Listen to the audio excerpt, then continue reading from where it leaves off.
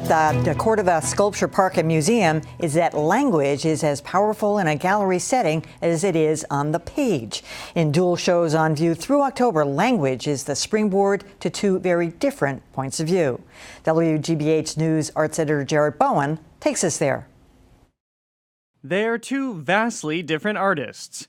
Ian Hamilton Finley, the late acerbic Scot, and Leslie Dill, the active sculptor besotted with prose.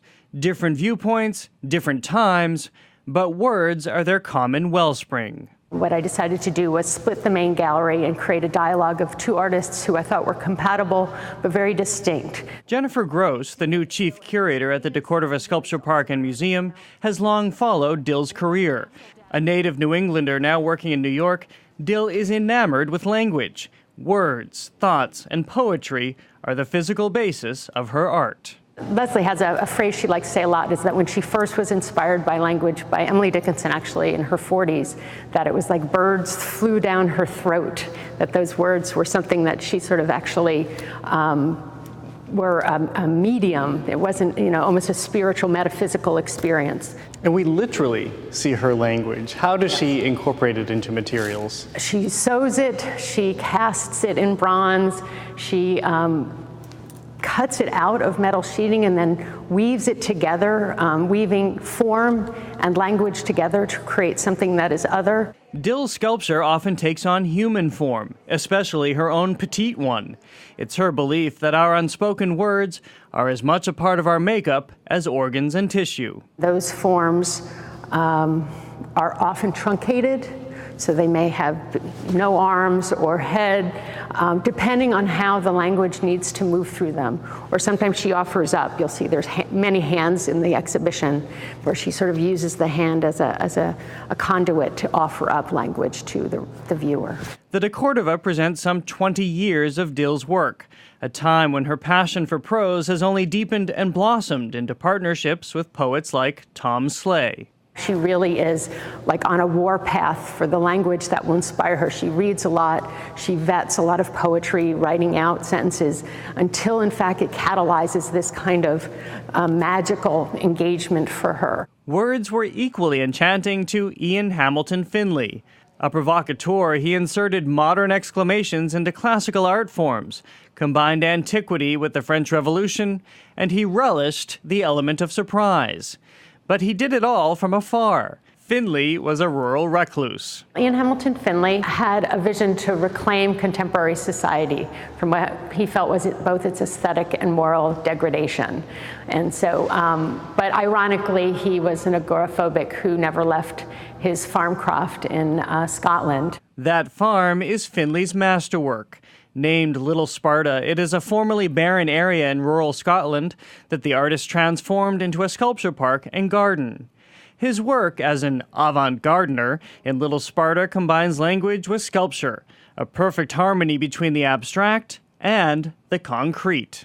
He deposited language into it, whether it's on stone plinths or bridges or in little sculptures, cast sculptures of aircraft carriers, but things that seemed incongruous in the landscape, and then they always had language attached to them. So he first and foremost was a poet.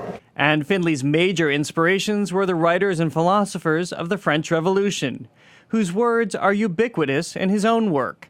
Finley saw himself as a revolutionary, wanting to demolish society's indifference. The body of the work is really about him inspiring a revolution, that in fact he wanted to, or actually hopes that in the future this work will go out into the world and challenge people who are complacent about, injustice in the world to being invested in making a change. Revolutionary, poetic, and cutting edge, Finley's work is still finding its place in the art world. He was sort of in step in his out of connection way with artists in the 80s and the 90s who are doing very sort of aggressive stances on political and social issues. But the fact that he is doing this sort of in an ephemeral way is unique to him, and I think will continue to be taken apart. I think that the art world doesn't yet know all the work well enough. But at the DeCordova, word is spreading. This is such great programming, Emily, because you really get a very distinct sense of each of their artistic personalities, where Leslie Dill is this terrific sculptor and using materials, particularly paper, which she likens as skin when she's working, to Ian Hamilton Findlay, who is just so funny and so sardonic and very, very dark. So they complement each other in dissonance very well. Well, is there any precedent for this? Because it's kind of odd that they both chose the word. I mean, there must be other artists who have done absolutely. This all started basically in modern times with the Cubists. And Picasso first started putting letters and language into his work. And as you're seeing from this piece from 1910 to 1912 that Picasso did. And of course, the iconic Love Sculpture by Robert Indiana from 1964, which has been appropriated in every single form. And that's why he took the word love. And this is one of my favorite artists right now, Leila Assaidi, who was actually educated here at the museum school. And she frequently puts language over personalities and faces. And it's Islamic calligraphy often that you see covering these people. Is that what that was in the dress? Absolutely. These little, and it's fascinating because I find that words in art are just so halting. They really stop you in your tracks in a gallery. Great. Well, that's through October. So before we leave tonight, I wanted to talk about Joan Rivers. She's controversial. Polarizing is a fair term. I was a huge fan of hers. Of course, remember her getting her really big start on the Johnny Carson show. But you actually saw her in a show last week, last year. Last year, I saw her performing her stand-up. And Emily, I have to tell you, she was incredible. I was a big fan anyway, even going back to when she had her talk show in the late 80s and early 1990s after The Tonight Show. But she was a woman who I realized even at about age 80 when I saw her, and she was so physical, even dropping down onto the ground. She made this very funny joke that night saying, "What if I can't get back up? What if I die here? You'll be the audience who saw Joan Rivers died," and everybody laughs. And she leaps back up off the stage, and she, for an hour and a half, was just an absolute comic genius. This is a woman who absolutely knew timing and knew delivery. She had no stuttering. She didn't slip up at all. She had such a great grasp of comedy. Just a few weeks ago, I don't know if you saw that clip, she stormed off the set. Somebody at CNN was asking her, I thought, dumb questions. And Joan was kept saying to her, why are you focusing on this? Why are you focusing on this negative stuff? Can you remember what it was? It was somebody that she had criticized or something.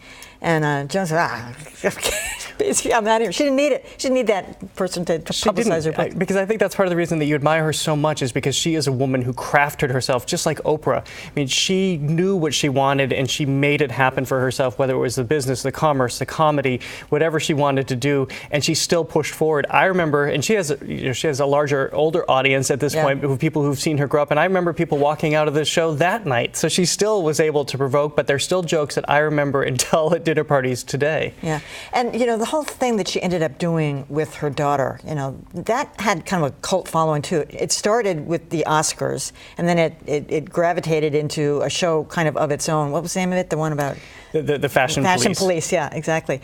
And she had a troubled life. I mean, I can remember when her husband, Edgar, committed suicide, which she joked about for decades after that. That was 1987, and it was right after he had been fired as producer of her talk show. And it was Fox Network at the time, and he never really overcame the humiliation, or so she thought. But that was a dramatic move. She had this one child at the time. Well, she was an artist, and she lived in comedy. If you saw that documentary, Piece of Work, that came out about 4 years ago, you saw how she lived. And one of the there were two staggering parts of that documentary to me. One is she couldn't stomach the idea of having a gap in her schedule book, her date diary, because she had to be working. And the other was the card catalog that she had that had every single joke she'd ever written. She could look up Yasser Arafat and pull these jokes. She lived with it. It was in her, and it made her epically talented. I did see that documentary. What was the name of it again? Piece of Work. That was it. It was great. All right, Jared, thanks so much for that.